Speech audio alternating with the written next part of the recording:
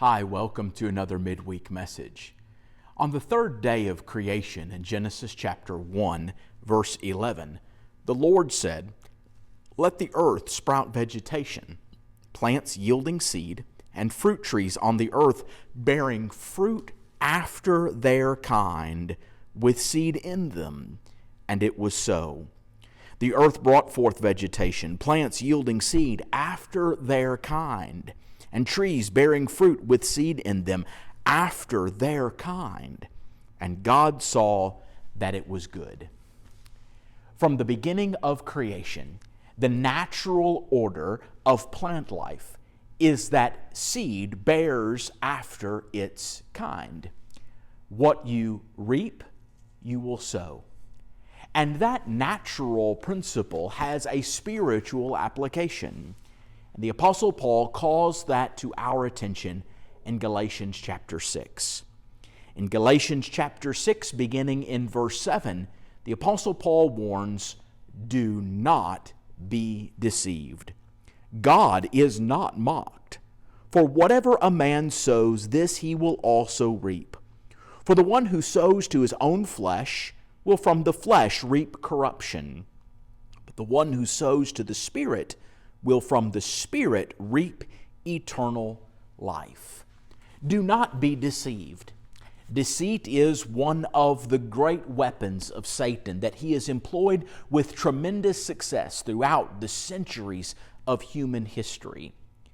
And despite that, men are often victim of Satan's greatest weapon. When we read the simple words, "Do not be deceived," our ears ought to give careful attention. We ought to notice the warning in that context. And here we are warned, don't be deceived. God is not mocked. That is, we will not make a mockery. We will not be the exception to the rule. We won't fool God. Whatever a man sows, that he will also reap. We reap what we sow. Some people live as if they are the exception to this universal rule. They can sow their wild oats and reap pure white cotton. It doesn't work that way. If we sow to the flesh, that is, if we pursue a life according to our carnality, our human flesh, the desires of the flesh and of the mind, if we pursue the lust of the eyes, the lust of the flesh, and the boastful pride of life, we will of the flesh, that is, of our carnality, reap corruption. But if we sow to the Spirit, if we pursue the things that are consistent with the Spirit of God, what the Spirit prescribes in the Spirit-inspired Word, if we pursue the fruit of the Spirit earlier in Galatians chapter 5, rather than the works of the flesh in that same context, then we will from the Spirit reap eternal life, not corruption, not decay, not eternal death as it is in other places described, but eternal life. We reap what we sow, and we will not be the exception to that. We cannot expect to live life of wanton pleasure, of rebellion against the will of God, and expect ultimately to enjoy His good pleasure. But there is a second principle that is articulated here in Galatians chapter 6. And that is that we reap not only what we sow, but we reap later than we sow. That is, a person doesn't cast seed into the ground and immediately reap a harvest, but rather there is time for that seed to create, to take root, to germinate, to grow roots, to grow, to sprout out of the ground, to reach a point of maturity, and then fruit is reaped out of the seed that has been sown. There is a delay process. And as a consequence of that, some have falsely taken hope in that delay. Solomon wrote of that in Ecclesiastes 8 verse 11 when he said, "Because the sentence against an evil deed is not executed quickly, therefore the hearts of the sons of men among them are given fully to do evil." Because some people don't immediately reap the fruit of their wild oats sown, sometimes they are emboldened to do evil. They are deceived about this principle. But Solomon goes on to say in verse 12 of Ecclesiastes 8, although a sinner does evil 100 times and may lengthen his life, still I know that it will be well for those who fear God, who fear Him openly. But it will not be well for the evil man, and he will not lengthen his days like a shadow, because he does not fear God.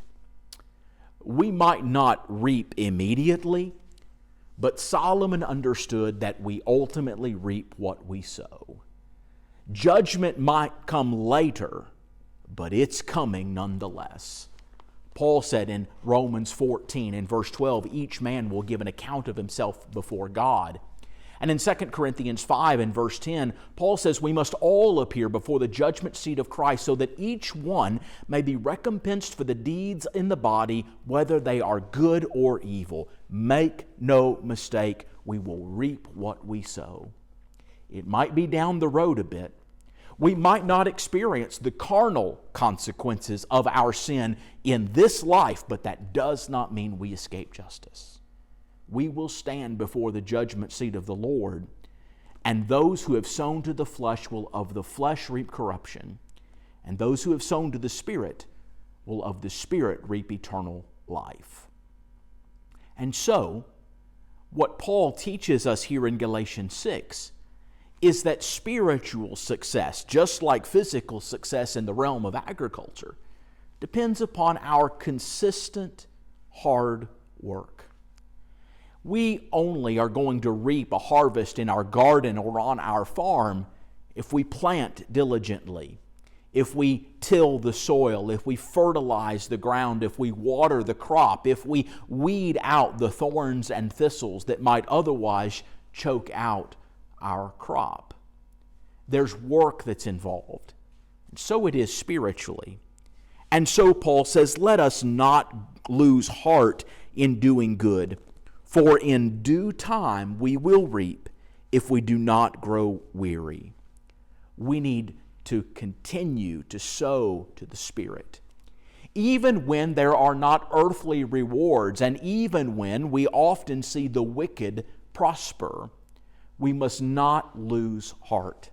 We must continue to sow to the Spirit, to do what is right in hopes of being rewarded for our labor. Not because we've earned our salvation or the pleasure of the Lord, but because we've done what's asked of us as His servants. And God is faithful to keep His promise. Do not be deceived. We reap what we sow, even when it is later than we might anticipate. And so we must be consistently hard at work, sowing to the Spirit, so that we might of the Spirit reap eternal life. Thanks so much for watching.